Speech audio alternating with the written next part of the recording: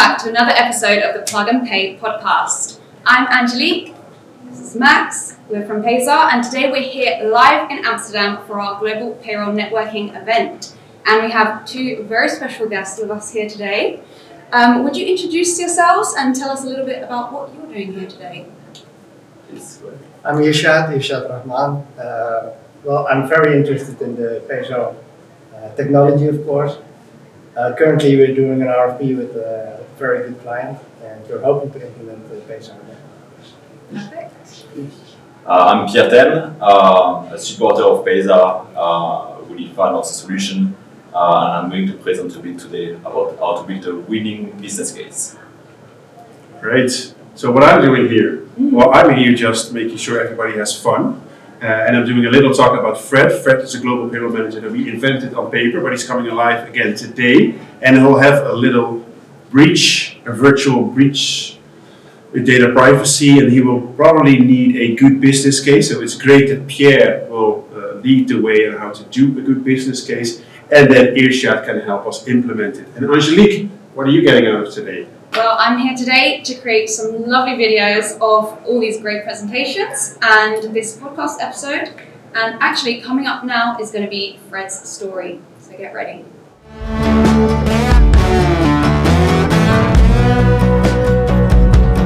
For those of you who didn't join the last event, and for those who did, here's a reminder. Fred is an amazing global payroll manager. He's an Irish national. He loves green. That's why he's always in green. Of course, Payzaar is also green.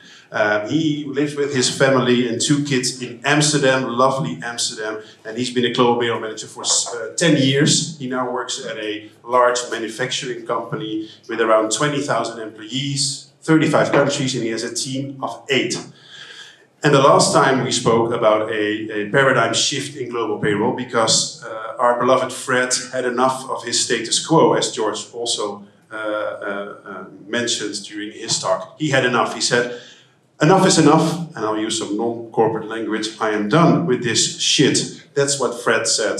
He takes no more manual inputs. He doesn't believe that there's a one-size-fits-all because he's been there. He was stuck just like Rob, and he was going to break free. Yes, he still loves Excel, but he might only need it by exception and not like a VLOOKUP match tool for input versus output. Of course, nobody does. Nobody uses Excel in the room, right? You all have great tools.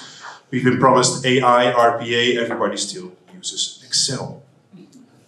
Anyway, but he has broken free and he is starting to build his business case. But in the meantime, life also still happens for Fred. His personal life, but also his payroll life. So when he reads bedtime stories to his kids, he knows he needs to fire up his laptop again.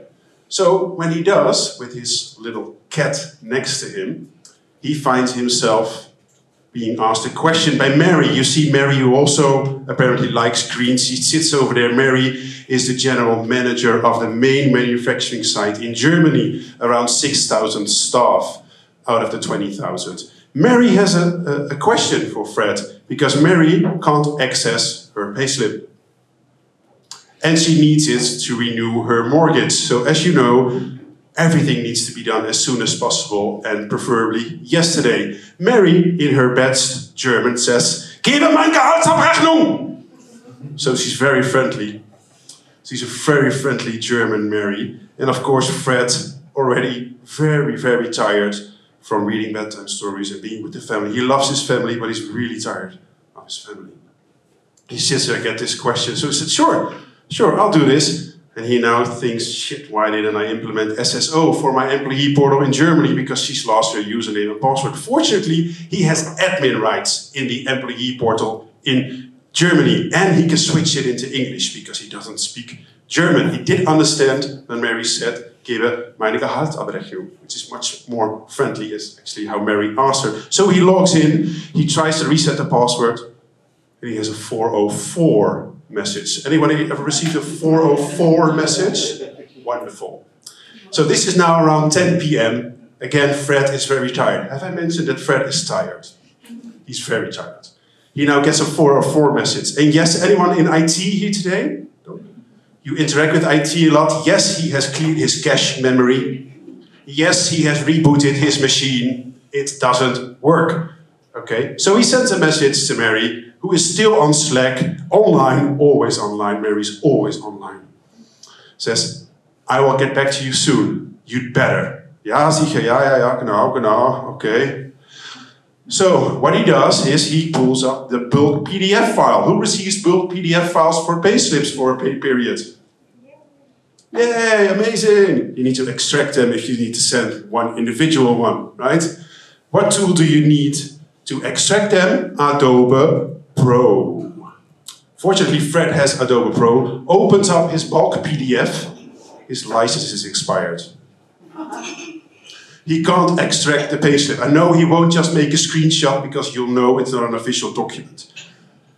So, he needs to submit a ticket in service now, George. So he fortunately finds the right queue, the right category, the subcategory of the subcategory. That then, right, perfect intuitive tool. Some work to be done perhaps, but for the rest it works brilliantly.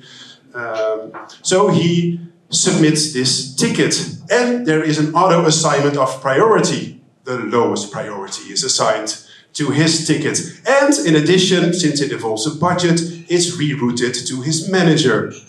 This is now 11 p.m. at night on a Monday. Okay? Fred is tired. His manager works in Singapore. For those of you who don't know, it's the middle of the night. So his manager is asleep. And of course, who is still online? Mary. So he sends a message to Mary saying, I'll get it to you tomorrow. Mary says, you'd better. Ja, sicher, genau. So finally he goes to bed. The next morning he calls up Peter. Peter is his local German payroll provider. Great guy, very responsive, amazing person. So he says to Peter, please send me the individual payslips. Yeah, sure, genau, ja sicher, alles gut.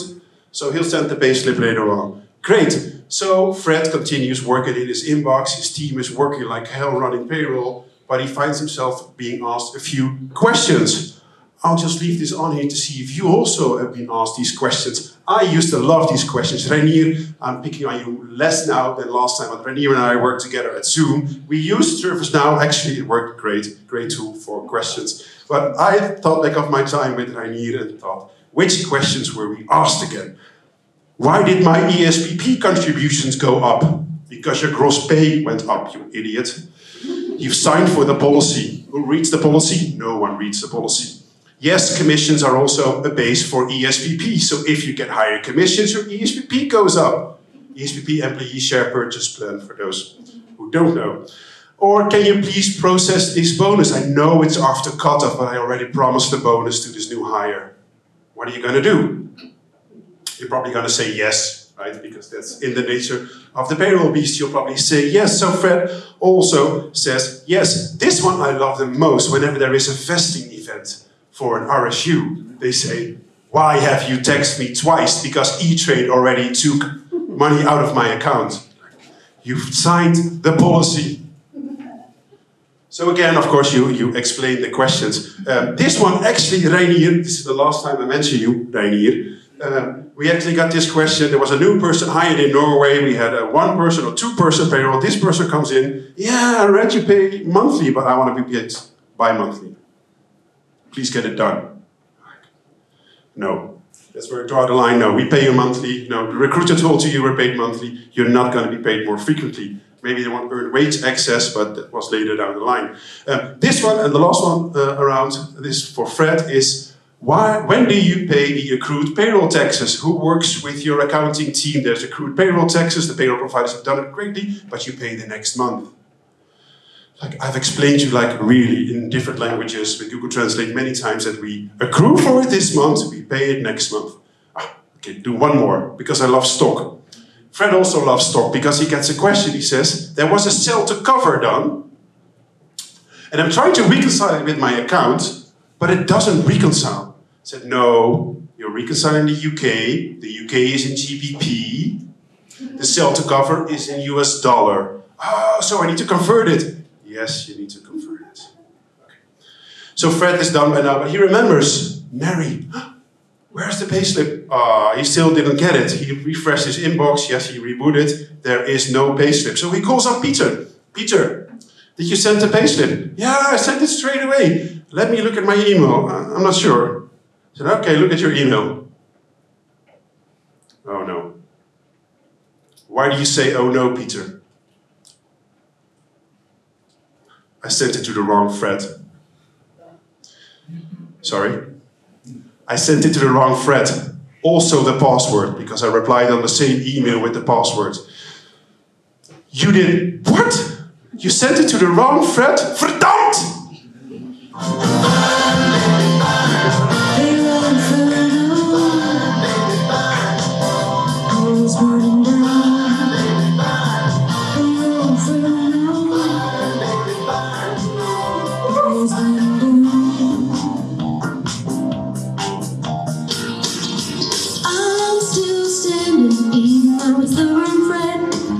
I gotta be a true survivor, so gotta do the preaching.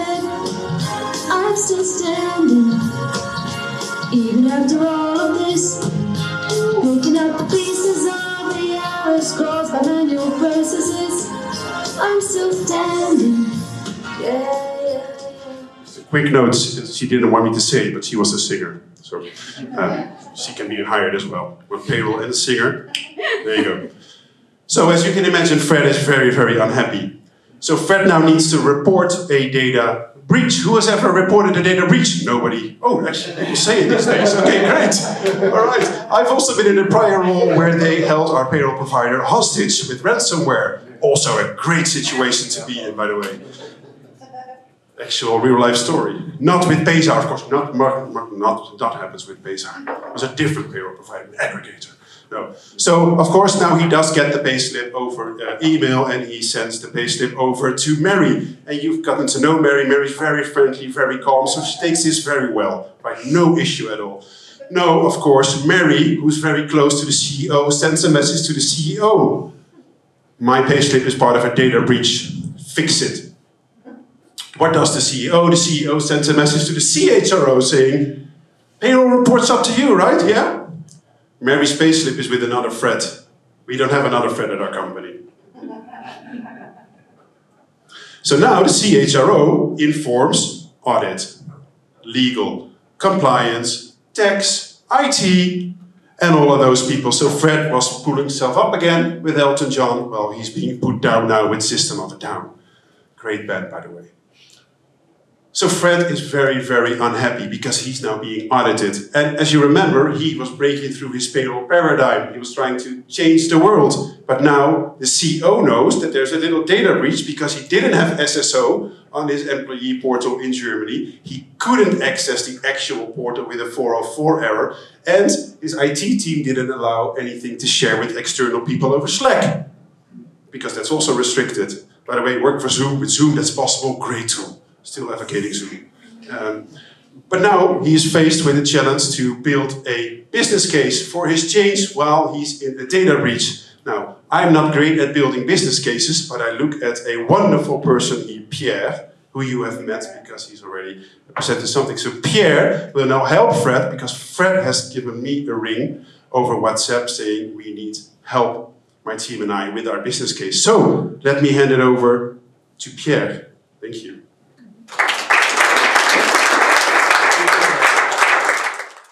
No, poor Fred. I mean, he is really stuck himself in a situation there. So at this point in the event, obviously, we got everyone involved in helping prepare a business case to get approved. So I want to ask you, Max, since you were there on the day, you saw the interactive session that we did.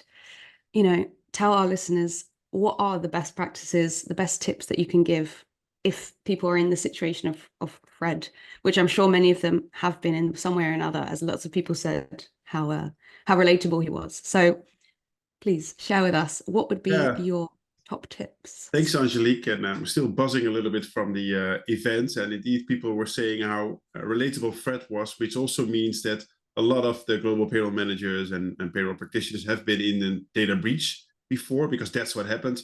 to Fred. Poor old Peter sent the payslip to the wrong email address, while Fred was already building his case for change internally, aligning all the stakeholders to make sure he secured budget to get his new way of doing payroll approved. Now, challenging the status quo.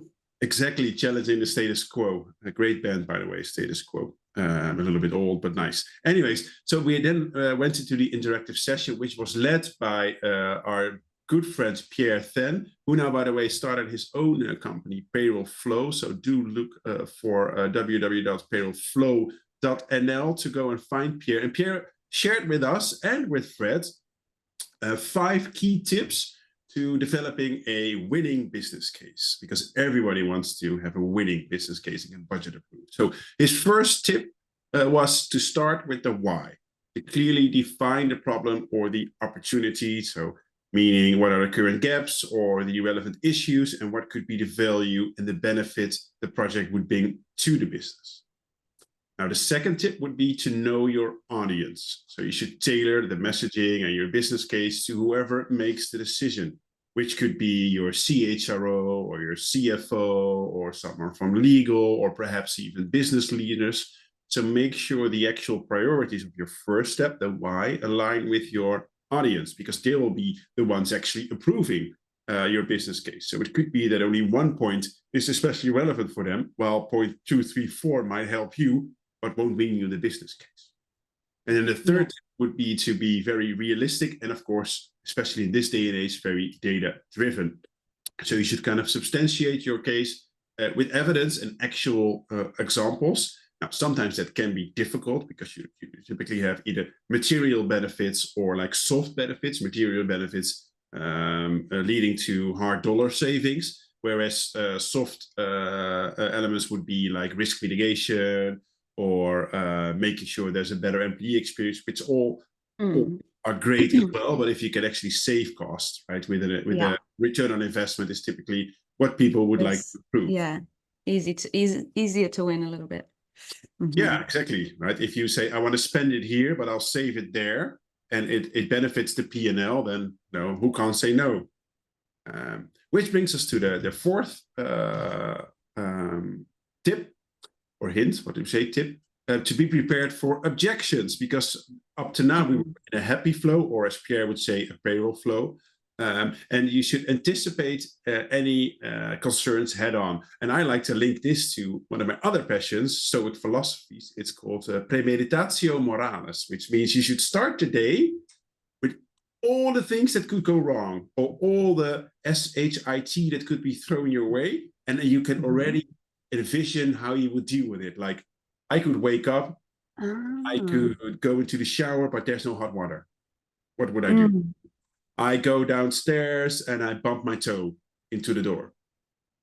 I solve that. I think I'm going to bring the kids to school. Everybody's very happy, but both of them are crying and screaming and fighting with each other. What would you do? Right? So it kind of is the same thing with a business case. So make sure you're prepared for any question. Like, what if you would be on the other end of the spectrum? What would you do and shoot holes in the business case? And the best thing, the personal tip I would do is ask a peer who you trust, who's not a decision maker, present the business case and ask them to be very nasty. Ask them to be that one in the room you would actually want to avoid. But that's the person that your friend should impersonate and just interrogate you, because it will only make the business case better. Now, stronger, yeah. Once you're there, the fifth tip, of course, create an executive summary. And especially for payroll professionals, it's the fear of missing out details, letting out details. Right? It is really important, because trust me, we really like details, but the ones who are making the decisions, they're not so interested in all the details. Stick them into an appendix, make sure you have it all substantiated, but an executive summary should always be 1 or 2 slides. That's it, nothing more, nothing less. So with doing this and following these 5 tips, pretty sure you will have a convincing business case. And I think we also had 5 groups in the events doing a business case. And you were there as well, Angelique. So how do you think exactly. Well, it was actually very impressive, because after we, Pierre explained this business case task, we actually only gave the guests 10 minutes to come together with their business case, if I remember correctly. And it was very impressive because, like the payroll pros that they are, that all the teams managed to, complete the task, including being specific about who was the decision maker on their particular task and how that would affect. Also, to talk about what objections they might have to handle. I loved seeing everyone's contributions, actually, all of the 5. And actually, some of the clips of that is going to be in our Amsterdam event highlight video on the Payzaar LinkedIn, so you can see some of those clips of this interactive activity. And it was actually really good fun. Everyone enjoyed it. I definitely did. I definitely learned a lot from all the different perspectives of how, different payroll professionals would address the same issue and different ones. So that was really interesting to see. Great. And I think there's also some other exciting news that's related to this, is that if you are also in a similar situation where you know that you need to improve how you might be able to get that budget for your business case, get it approved, we can actually help with that, because on the 7th of March, we have a webinar coming up, actually, that Max and Pierre are going to be hosting. And you can sign up now. It's live on our LinkedIn.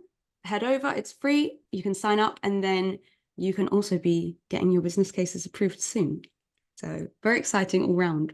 Exactly. Well, the work we're doing for the global payroll industry, Angelique, I love it. It's a great forum to be here, and you're elegantly guiding us to elevate the profession. So thank you. Thank you, Max. Well, I think this has been a great, very different special episode. So goodbye from us and from Fred, of course, and see you guys in the next episode. Thanks. See you next time. Thanks, Angelique. Thanks, everyone, for listening. Bye-bye.